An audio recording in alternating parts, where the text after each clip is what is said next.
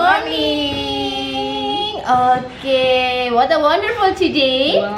Oh, and then also Miss Riri and Miss Nudia, we have already prepared some of materials in here.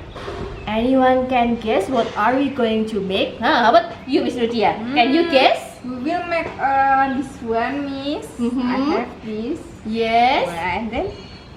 And then what else? Wow, okay. Today we are going to decorate, we are going to make tie-dye batik.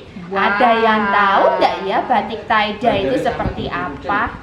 Nah, okay. This is the things that we need. Yeah. For the first is, don't forget to prepare this one. If you have this one, you can use it at home, ya.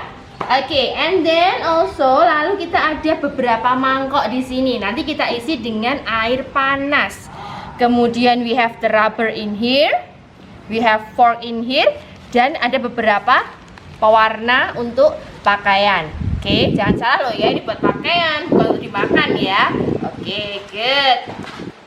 Oke, after this, Miss Riri, Miss Nudia, and Miss Odi, of course, we are going to show you how to make batik tie-dye or tie-dye batik. Okay, enjoy it. Yeah.